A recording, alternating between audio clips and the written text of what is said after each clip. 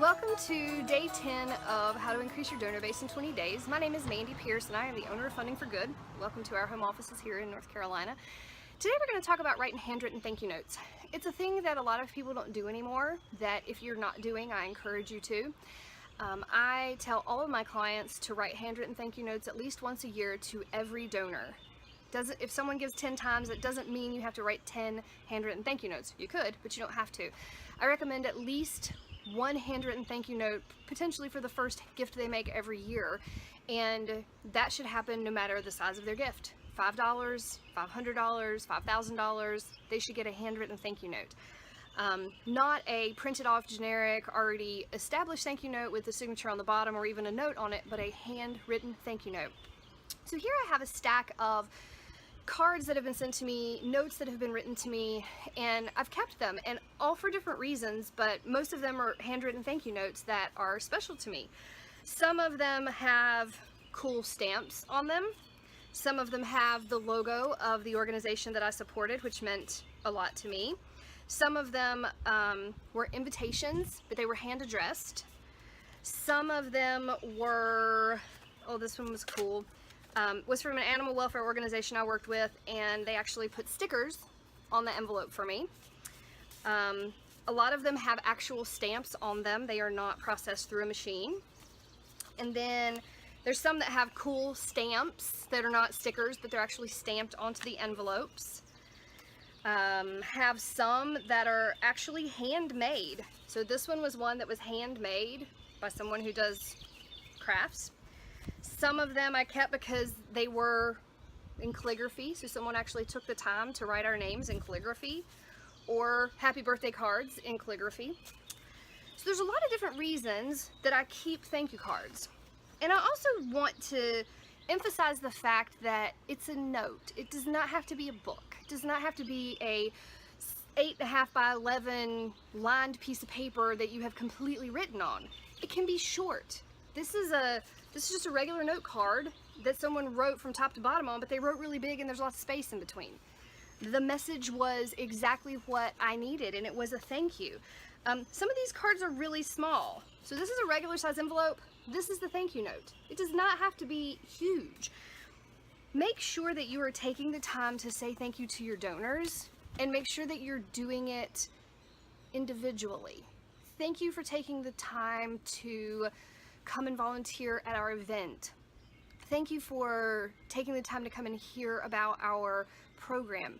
Thank you for taking time to tour our facility. Thank you for taking the time to bring this donation. Thank you for joining our community of donors. If you have a new donor and you're not doing something special to make them feel appreciated as a new member of your giving community, you need to think about that really hard. How are you going to make that experience stand out for them? Because once you miss the opportunity to thank someone appropriately the first time that they give, you will never get that opportunity back. It's like anything else that you do for the first time in your life. You can't do it twice. You can do it again in a different setting. You can do it again with a different person. You can do it again in a different city or whatever. When you buy your first house, it's the only first house you're ever going to buy. You might buy another house with your first husband, or the first time in Virginia, or there's a lot of different potential firsts, but the first time you buy a house can't be replicated. The first time you give birth or you welcome a new child into your family, you will be excited and thrilled if you have a second child, but it will never be the exact same as that first experience. You cannot replicate those things. It is exactly the same with your first time giving. If a donor gives for 5 years in a row, are you thanking them for their continued support, for the continuity of their gifts? And are you tracking that so you can thank them at their 7-year and their 10-year celebrations of the anniversary of their giving? There's a lot of different ways to make people feel special, and it doesn't take but a second to sit down and write a handwritten thank you note. A lot of times I'll be teaching a class and I'll have someone that says, oh, but we have 1,000 donors a year. There's no way I can write all those thank you notes. And this is what I say. If you don't, you won't have 1,000 donors for a long time. And if you have so many donors that you can't thank them at least once with a handwritten thank you note, that's a great problem to have, but there are solutions to it.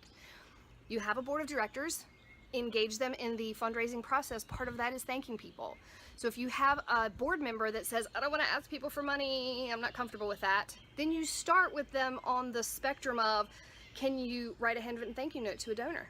And you make the thank you cards available and the addresses available, and you have them do it at a board meeting. Take 5 or 10 minutes at the beginning of a board meeting and have them get engaged.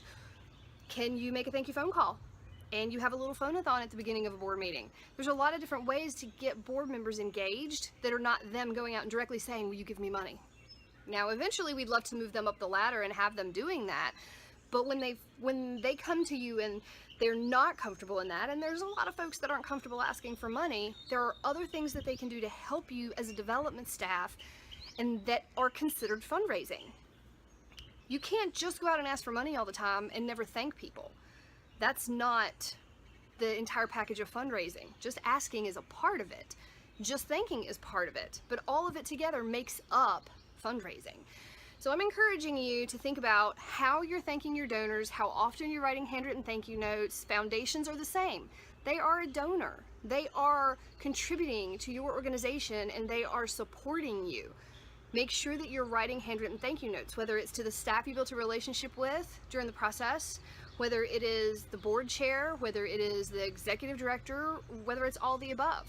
Be sure you're thanking the appropriate people who are helping you accomplish your goals. So that is day 10. I hope you guys are getting ready for a wonderful weekend, and we will check back in with you on Monday with day 11. If you would like to follow us on YouTube, you can subscribe to the page at the top. If you'd like to follow us on Facebook, it's Funding for Good, and I will see you soon.